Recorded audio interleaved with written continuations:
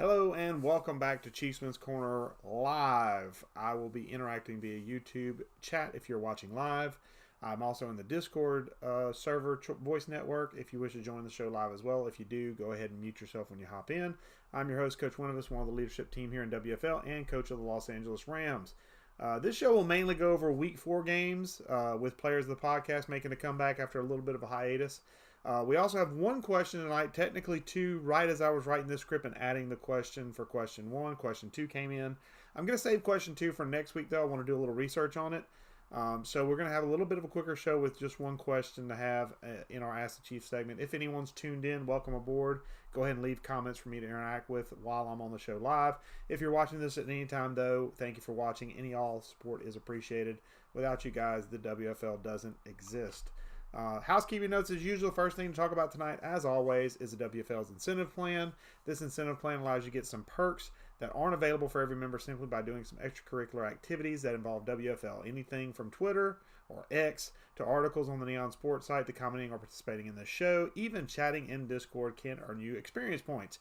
Anything that makes the WFL a more immersive experience and increases its presence in the Madden community can earn you some sort of credit. Link to the incentive plan is available using the command /incentive plan in Discord. That is all one word, /incentive plan in Discord. Next thing to talk about is the Ask the Chief form. You can use this form between weeks of episodes to submit any questions you have for me, and I will answer them during the show, giving you credit for the question. It is an easy way to build up incentive points and provide extra content for the podcast. You can use the command /askthechief. That is all one word, /askthechief, to pull up the form in Discord. With housekeeping out of the way, let's get this show rolling with Week 4 highlights as I get them pulled up here for you to peruse. Boom, here we go. And we start with the Ravens getting a little bit of a dirty taste in their mouths by facing off against the Minnesota Vikings. The Vikings take them to town. 41-14 is your final here. The Minnesota Vikings rise up to 3-1 on this young season, while the Baltimore Ravens fall to 500 at 2-2. In AFC North action, the Cincinnati Bengals continue their winning ways, moving to 4-0 as of the time of this game being played. They are now 5-0 with a 45-17 win over the Cleveland Browns and Coach Ross. Coach Ross falls to 500, and the Bengals are undefeated. It feels like the Bengals, as long as they can score points, they should be in most games, but unfortunately, they have had problems outscoring their opponents with their defense not playing well at times, but right now they are firing on all cylinders. In a AFC matchup between the Chiefs of the West and the Texans of the South, the Texans come out one touchdown to the better. 35-28 is your final here. Jay Byrne and the Texans are 3-1 on the young season, while the Kansas City Chiefs are still looking for win number 1 at 0-4. In AFC East action, the Jets and Patriots square off, and unfortunately this one wasn't as close as what maybe Austin Jackson and the Patriots hoped for. 30-10 is your final here as the Jets handle the Patriots easily. The Jets rise to 2-2 on the season, while the Patriots fall to 0-4. In NFC West action, you have the Rams and Cardinals facing off, and the Cardinals get their first win of the season against their old coach. 36-31 was your final here. The Rams and Coach Winuvas falls to 500 at 2-2, while the Cardinals and Johnny move to 1-3 on the season, get their first good win of the season. Good game plan by the Cardinals there in that contest. Dolphins and Panthers face off in a little interconference action, and the Dolphins have their way with the Panthers. 38-10 is your final here. Miami moves to 4-1, excuse me, while the Panthers fall to 0-4. In Week 4 action, that was a little bit of excitement between two guys that know each other rather well in Madden terms. The Bills and Steelers face off, and Meat Boy comes out the winner, 51-31, your final here. Chilkey and the Steelers fall to 0-4, while Meat Boy and the Bills move to 4-1. NFC North action, Packers and Lions, and the Packers come out 2 touchdowns to the better, 27-14, your final here. Aiden Bain actually earned himself Offensive Player of the Podcast honors, which I'll talk about after I get done, but he earned himself Player of the Podcast honors with his performance in this game, taking the Packers to 3-2, while the Detroit Lions fall to 1-3. Surprise in the NFC South as South foes meet from AFC and NFC. The Colts fall to the Tampa Bay Buccaneers, 37-24, your final here. Tampa Bay is undefeated. New coach Juicebox, or Coach Flood, depending on how you want to call him, has that team rolling in Tampa Bay. They are undefeated at 5-0, while the Colts are back at 500 at 2-2. In a nice defensive matchup, the Las Vegas Raiders unfortunately come out 3 points short, and Coach TST still looking for his first win in Las Vegas.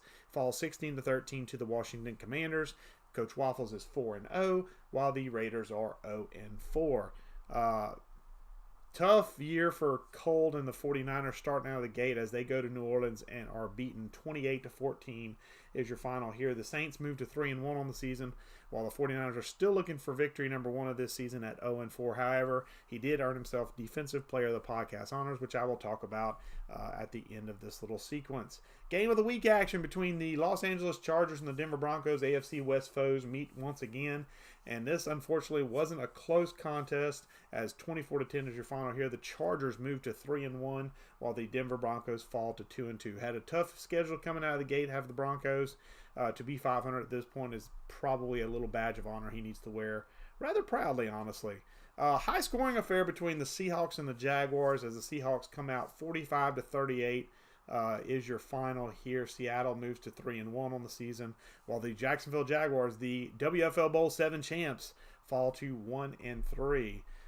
Falcons and Titans in South matchup action between AFC South Titans and NFC South Falcons. The Falcons come out the victor. 26-20 is your final here. 2-2 are the Falcons getting back to 500, while the Tennessee Titans fall to 2-3 after their Week 5 game. So the Titans having a little bit of a tough time getting out of the gate, which only makes the Rams and Coach Winuvas happy as the Tennessee Titans traded a bunch of picks in this year's upcoming draft to get a wide receiver, and the Rams are very happy that the Titans are 2-3. Hopefully, we'll see if that keeps up. I don't see it keeping up, to be honest with you. Another game, Bears and Eagles NFC matchup here. Eagles come out on top, 23-17 your final here. The Bears fall to 3-1 with their first loss of the season, while the Eagles move to 3-1 in a very tough NFC East, as NFC East foes finalize us out. The Cowboys, in a bit of an upset, I would say, 35-27 your final here. Dallas gets their first win of the season. Coach Lemigra had a really good game plan, had a good game from Marquise Brown, earned an honorable mention for Offensive Player of the Podcast, but didn't quite get the top spot. However, he does beat Cly 35-27. Cly falls to 1-3 on the season, and that, folks, is your Week 4 highlights, a Week 4 score recap. But I do want to highlight my offensive and defensive players of the podcast. I mentioned them briefly while we were in the sequence. Offensive player of the podcast is the number 1 pick from this past draft, Packers quarterback Aiden Bain. He went 23 of 33 for 244 yards and 3 touchdowns with no picks in that 27-14 win over the Lions. He has had a rough go of it. A lot of folks said he wasn't the best quarterback coming out of this draft, but Emperor and the Packers are trying to prove otherwise, and Bain gets a really good performance here, and I wanted to single him out in this contest. Defensive player of the podcast goes to Too Cold and my NFC West nemesis, the 49ers. Fred Warner at middle linebacker had a monster game in a losing effort. 12 tackles and an interception. Double-digit tackles was, I believe, the only player that I looked at on the entire docket that had double-digit tackles. But unfortunately, it wasn't a losing effort. 28-14 loss to the Saints. So that's a little bit of a drawback, but still a phenomenal performance, and I wanted to single it out. Now I want to move on to the Ask the Chiefs segment, and I've got 2 questions that are going to show up here. However, I'm only going to answer one of them this week, and Rusta, I'm going to say thank you for submitting questions. However, it was really late in the sequence, so I couldn't research them as much as I'd like to, but I will pop them up here. The first one, I'm going to just read this one. What's the best storyline so far this season in WFL? I'm going to go back on screen here, and what I'm going to do is I'm going to take the questions, because we had a similar question last week. If I was a media member, what kind of questions would I have for the season upcoming? And the questions I had coming into the season, the number 1 was the Vikings after losing the WFL Bowl in the fashion that they did. How would they come back out of the gate? Well, they've answered that question handedly. They've come out 3-1, and they are ready to have their way once again with the NFC and try and represent the NFC once again in WFL Bowl 8. So they are running roughshod so far, but it is still early. The Jaguars, on the other hand, do they suffer the same fate as the Season 6 Colts as far as that Super Bowl lull, that WFL Bowl lull? Because if you remember, Juke won the WFL Bowl 6 and had a bit of a rough Season 7. And right now, it looks like the Jaguars are following the same blueprint, unfortunately, as the Jaguars have really stumbled out of the gate with a 1-3 start. It's been really rough, and it really hurts more that he had a sim loss to my Rams, because I feel like he could have won that one, but unfortunately we couldn't match up schedules, and it ended up being a fair sim that the Rams ended up winning the fair sim. But anyway, he's 1-3. I think he can come back. I think he can make some noise. But he has to do it quick, because that AFC South is starting to kind of fill out with the Texans kind of taking over that top dog role early. It's still early, but they have that top dog role at 3-1. Everybody else has got a couple folks have 2 wins, and obviously Jacksonville's currently at the bottom of that division at 1-3. But there's still plenty of time for a comeback, as we can say from his WFL Bowl game where he was down 28 points, I believe, or 21 points, and came back and won it. It's still early. We'll probably see the Jaguars in the playoffs, I do figure. NFC South, we had the 2 fairly new coaches storyline. One's doing real well. One's still trying to figure out his way. The Panthers are still trying to figure out their way. They're currently winless. However, Tampa Bay has had no issues, and Coach Flood / Juicebox has had no problem figuring out the WFL. He is currently undefeated right now. So all eyes are on him as he kind of runs the the NFC South. We'll see if that continues as we go along. We'll see if people kind of figure him out as they get scouting reports on him. And then finally, the playoff teams from Season 7. It is still very early to kind of write folks off as far as playoff contenders from last season. But when you have teams like Cincinnati are currently at the top of the AFC North at 5-0, I don't see them going away. I see them making a playoff spot. I believe they were in the playoffs last year, if I'm not mistaken. Houston, I don't remember if they made the playoffs. They may have made it and won a game. So if I miss you out on the playoffs, do forgive me. Jacksonville obviously won the AFC South, or won the whole thing, the WFL Bowl. They're currently at the bottom of the division, the AFC South. I see that changing though, but that's a really, really tough division. You got Juke is a former WFL Bowl winner. Tennessee won 13 games last year. Houston won a bunch of games. That's a really, really competitive division. So Jacksonville stumbling out of the gates early could hurt them. In the AFC East, I called it. I'm just going to say it now. Kobe's going to make the playoffs. He went from 1 or 2 wins last year, struggling with the Dolphins team. Finally got some picks and basically did a humongous draft turnaround. He's currently sitting at 4-1, tied for the lead with the Buffalo Bills and Meat Boy. Don't write off the Jets though. That unfortunately leaves the Patriots and Austin Jackson as the totem pole holder there at the bottom. I feel bad for him because he's a really, really good guy, but he is in a dog-eat-dog division. And right now he looks like he's wearing milk-bone underwear, to pardon the pun there. AFC West, the Chargers made the playoffs. Denver made the playoffs. I see that happening potentially again. I think the Chargers are still going to win the division. Denver's still kind of right there at 2-2. Again, it's very early, but the other 2 teams in this division are currently winless. So as long as Denver can win enough to get a wild card spot, or the Chargers, depending on how they flip-flop, I could see that happening. Seattle's probably going to win the NFC West. I don't see anyone else challenging them. That is no offense to like Johnny and Tuchel, but they've started late. They started late out the gate. I'm currently sitting at 500 a game back, but I've always had a tough time with Polio. Polio's got an all-star team right now, so he's going to be real tough to beat in the NFC West. So I don't think we see anybody other than the Seahawks making it out of the West. In the East, this is where I believe most everybody made it out of the playoff push. Philadelphia, Washington, and Philly, Washington, and the Giants made it last year. Giants are stumbling out of the gate a little bit. That's real surprising for Coach Cly. He's sitting at 1-3. He's got to get it turned on quick in that highly competitive, ultra competitive NFC East to get it going. I mentioned the South. Obviously, Tampa Bay didn't make the playoffs last year, I don't think. But they are certainly steamrolling this year. New Orleans did not make the playoffs last year. They're at second in the division. Atlanta made the playoffs. They are struggling out of the gate. He has said himself, Coach Stud has said himself that he's having some issues with the offense running right now.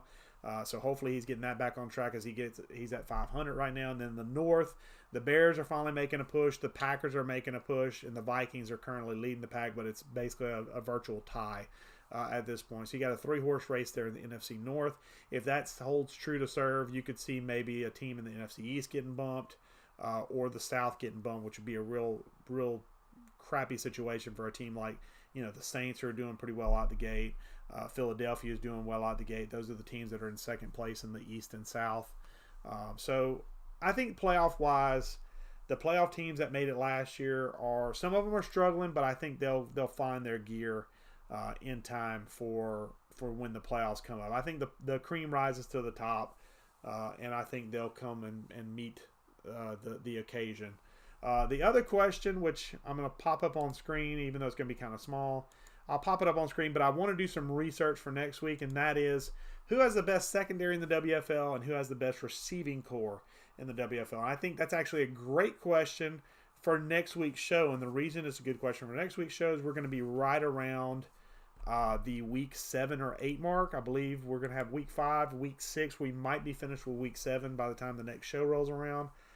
That's right around the midway point of the season. That's a real good time to kind of take a look and analyze what teams are doing well, what teams aren't doing well. I can safely say that I would put my guy Eric Stokes up there as far as a quality corner, but secondary as a whole, that's a totally different story. I've had some issues with Marlon Humphrey personally, but without doing research on other teams, I don't really want to speak to that. So I'll take a look-see at some stats, and we will answer that question. That'll be the leadoff question for next week's show, because next week's show will be a recorded version of Chiefsman's Corner. So if you want to get some questions in to kind of help bolster that show up, please feel free to submit them via Ask the Chief, and that'll be questions that I will answer next week. So Rusta, I did get your questions. I got both of them. I answered one. And number 2 is going to require a lot more work than 2 minutes will provide, because you submitted it right at 5:58 my time, and I went live at 6. So didn't have the time to look into that one, but I will look into it, and I will give you an answer on that next week, right around the midway point of the season. But without further ado, we're going to hit the outro, folks, and we're going to say thank you for tuning in, whether live or recording after the fact. I appreciate it. The WFL appreciates it, and we hope you're entertained by the show. Please let us know by throwing us a like, a subscribe, or leaving any sort of comments. Feedback, good or bad, is always appreciated. And until next week, folks, the corner is closed.